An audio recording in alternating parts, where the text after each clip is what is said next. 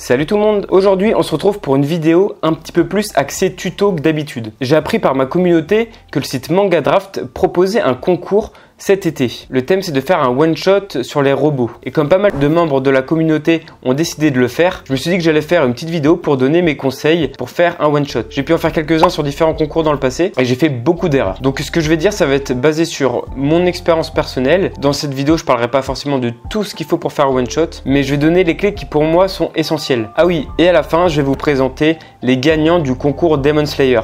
C'est parti!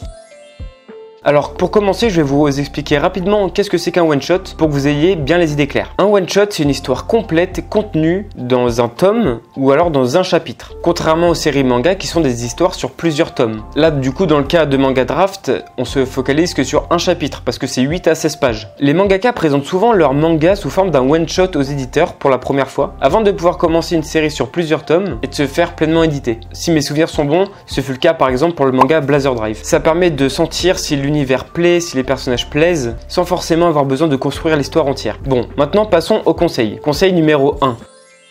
Mettre l'accent sur les concepts. Sachant que l'histoire des personnages ne pourra pas être entièrement développée, pas comme dans un manga sérialisé en tout cas, il faut créer alors un concept fort et nouveau, avec un univers original. Il faut surprendre, il faut que la personne quand elle lit le livre n'ait pas une impression de déjà vu. Sur un même thème, en tout cas pour moi c'est ce qui va démarquer telle ou telle histoire. Maintenant passons au deuxième conseil. Ne pas créer trop de confusion temporelle. Par exemple, évitez trop de flashbacks sur l'origine des personnages. Il peut y en avoir un petit court, mais n'étendez pas trop la timeline de votre manga, les événements dans le temps. Faut pas embrouiller le lecteur avec plein d'endroits, plein de moments différents. Ok, petit 3. Pour pas que ce soit plat, même si on n'a pas beaucoup de pages, il faut quand même créer une mini problématique. Un problème à résoudre pour le héros. Comme aider quelqu'un, trouver quelque chose, surmonter une épreuve. Et il faut donc du coup qu'il y ait quelque chose ou quelqu'un qui s'oppose au héros, ou même un événement. Petit 4. Évitez de lancer trop d'intrigues qui ne pourront pas être résolues. Une seule intrigue et donc résolution d'histoire suffit. Il ne faut pas créer des suspens inutiles qui pourront pas être résolus dans le one-shot. N'utilisez pas des choses que vous ne pourrez pas développer dans l'histoire. Par contre, on peut quand même créer une fin ouverte, donc un suspense de fin, un élément qui donne envie d'en savoir plus et peut-être de voir le manga sur d'autres tomes ou en série. Petit 5. Ne pas forcément commencer un one-shot comme un manga. Dans un one-shot, on peut rentrer tout de suite dans l'action et dans l'histoire. Le héros peut même déjà avoir ses pouvoirs, ses amis, etc. Bon, évidemment, c'est bien d'introduire certaines choses comme son prénom. Il va donc falloir faire le tri entre ce qui est nécessaire pour les one-shot et ce qui ne l'est pas. Petit 6. Ne développez pas trop de personnages. On n'a pas beaucoup de temps pour un one-shot de un chapitre. Centrez-vous sur votre héros, l'antagoniste. L'antagoniste c'est le méchant, celui qui s'oppose au héros. Et au besoin, on peut aussi, s'il y a une sorte de travail d'équipe entre un héros et un autre, créer un deuxième héros qu'on peut un peu développer. Mais si déjà on veut développer un petit peu leurs pouvoirs, qu'est-ce qu'ils font dans l'univers, quels sont leurs rôles, quelle est leur espèce, quel est leur métier, etc. Déjà je trouve que 3 personnages c'est déjà pas mal. Bon évidemment il peut y avoir des personnages figurants qui observent la scène ou qui marchent derrière, mais en tout cas on n'a pas besoin d'en savoir plus sur eux. Bon évidemment si c'est un one-shot d'un tome entier, là vous pouvez faire beaucoup plus de personnages. Petit 7.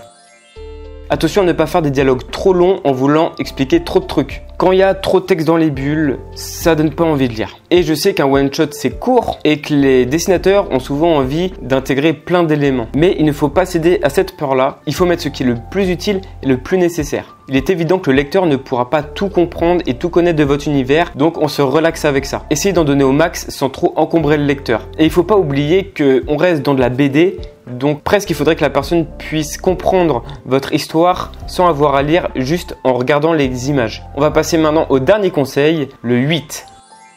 La qualité du dessin. C'est vrai que j'ai parlé de plein de trucs techniques et pas forcément de dessin. Alors je vais expliquer un petit truc là-dessus. Je dirais qu'un manga a un rythme de parution très soutenu. Et donc certains mangaka n'ont pas le temps de mettre autant de détails ou autant de qualité dans leur dessin qu'ils voudraient. Là on est sur un one-shot de 8 à 16 pages donc c'est pas énorme. Et si vous avez le temps, prenez le temps de faire les choses bien. Chaque détail, chaque petit élément. Allez voir dans d'autres mangas comment c'est fait. Allez voir sur Pinterest. Renseignez-vous. Comment je fais ça? Comment je fais ci? Allez voir les tutos. Prenez du temps pour chaque petit élément. C'est ce perfectionnisme qui va faire que votre manga va se détacher du lot. Bon évidemment dans le cas d'un one-shot qui présenterait un futur manga, là c'est quand même bien de montrer le style qu'on aimerait avoir sur certains délais de publication pour montrer ce qu'on est capable de faire. Mais si c'est que une prise que pour une fois, là faut se donner au max. Bon, voilà mes petits conseils, j'espère que ça vous a apporté certaines choses, que ça va vous éviter de tomber dans certaines impasses. Maintenant, passons à nos champions du concours Demon Slayer. Alors dans la catégorie numéro 1 du plus beau dessin, le gagnant est Shannon avec son dessin de Hawks, une illustration très dynamique et très colorée. Et dans la seconde catégorie du dessin qui s'intégrerait le plus dans l'univers Demon Slayer, on a Koichi avec son super Roronoa Zoro. C'est un dessin qu'elle n'a même pas eu le temps de finir et elle arrive quand même première, donc félicitations. Voilà, bravo à nos deux gagnants et bravo aussi à tous nos participants qui ont fait de très beaux dessins, de très belles créations et très originales. Bon, j'annoncerai bientôt un prochain concours et je vais ajouter que j'ai sorti le chapitre 9 de mon manga God Diamond en ligne si vous voulez aller le lire. Sur ce, un max de likes, un max d'abonnements pour un max d'encouragement. On se retrouve la prochaine fois pour la suite des aventures. À la prochaine, ciao.